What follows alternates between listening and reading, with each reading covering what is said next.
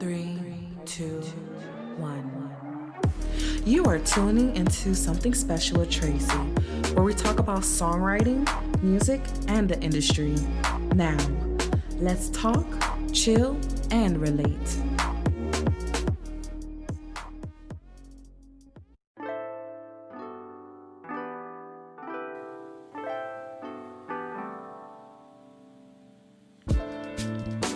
Hey y'all, thank you for tuning to another episode of Something Special with Tracey.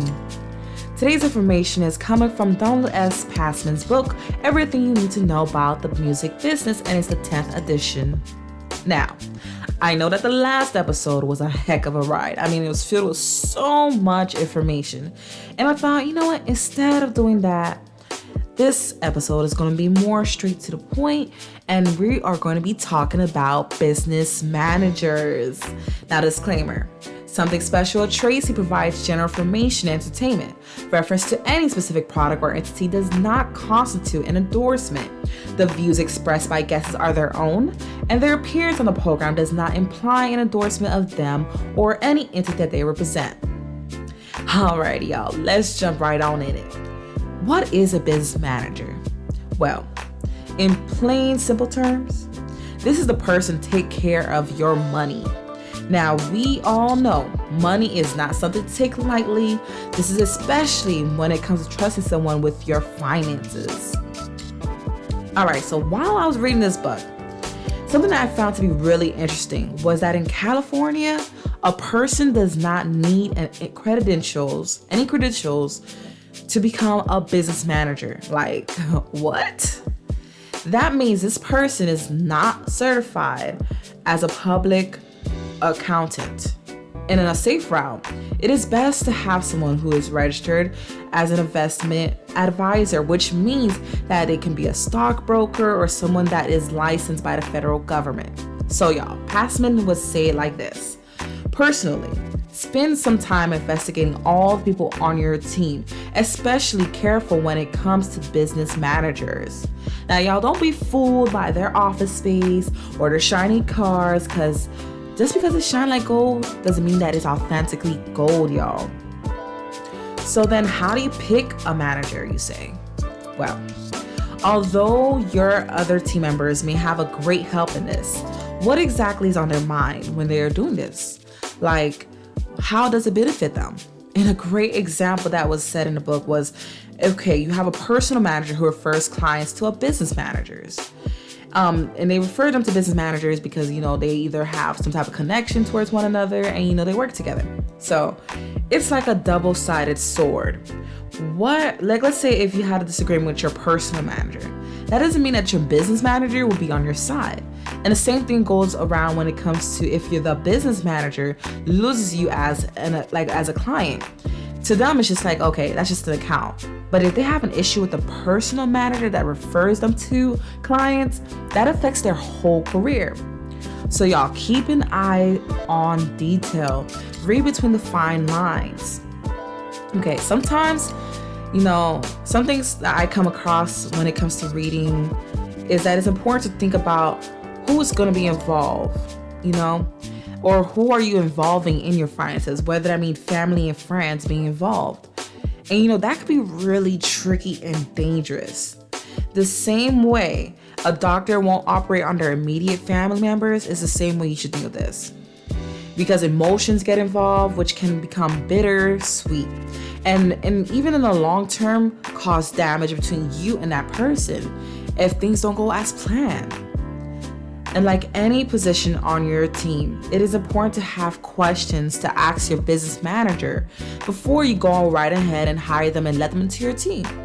Like, you know, what kind of reports are you going to be giving me as a manager? What is your philosophy? Are you certified as an accountant? What is the cost of your services? Are you able to do taxes as well? Like, do you know your taxes? Do you have a staff team? Do you offer, you know, like things like error and omission? You know, if you guys don't know what that means, errors and omission insurance is basically insurance that will cover any mishandled things that your manager has done. Like, let me be more specific. So let's say your manager happens to not know the taxes for this country, or not, file certain papers, or didn't put certain numbers into your paperwork, and let's say you get in trouble for that. So this insurance basically pays you if that happens, if your business manager have any mishandles.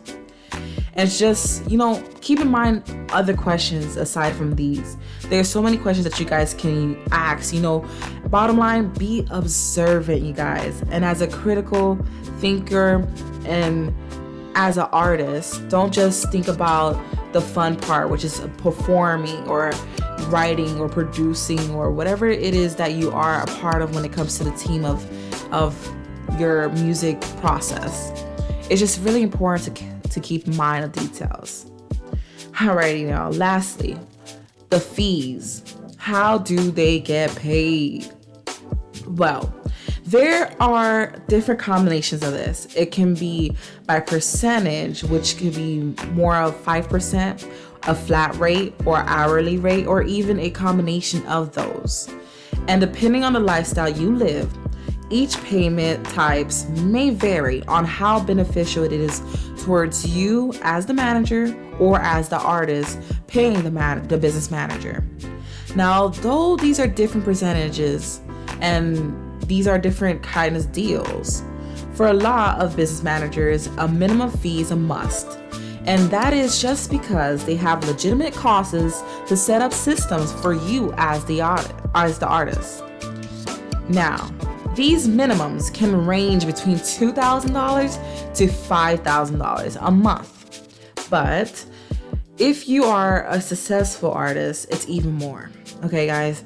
The whole percentage or hourly agreement can be really, really confusing. So I would suggest to discuss it further with your team. And before making an official deal with a business manager, go ahead and review what is it you're going to put in your contract or your deal with that person. I mean, so many managers may accept, the maximum fee, which is called a cap. That isn't brought up unless you bring it up, of course. And, it becomes really handy, especially if you're talking about minimum fees. Now, when I say cap or the maximum fee, this may range between $150,000 to $300,000 per year. So what does that mean in numbers? Okay, so if you are paying 5% and you are earning $3 million to $6 million a year, the minimum fee would be between $30,000 to $125,000 a year. Percentage deals should only apply to money you receive and not earn. When business managers are involved, if you aren't sure about the investment incomes, don't be afraid. Go ahead and ask, y'all. The most common way that a business manager gets paid is hourly, which in this case is encouraged for things to be spelled out. And when it comes to the rate, and be sure that you tell them, okay, who else is going to be involved. Ask them that, actually, not even just telling them. Ask them, hey, who's going to be involved and what are their rates? And because this whole industry is not a joke. Details are keys. Okay, guys, details are keys to not being fooled, not being having money taken away from you, etc. And if you come across a young and ambitious business manager, they might just accept a flat rate fee for normal services and additional for anything that requires more hours like tours. So as it has been said 1,000 times, be careful on who you decide to be your business manager so that you can have peace and not some high stress. You're not going to be stressing out, oh my gosh, my business manager did this. No, you're going to be more calm because you did your research. You looked at the references. You looked at the background. You didn't just think about what is going to work for you, but you think about, okay, what's going to work for the team. It's a whole process, y'all. Well, I hope you guys like this information today, as I have. And our quote for this week is from Mae Jemison. Never limit yourself because of others' limited imagination. Never limit others because of your own limited imagination.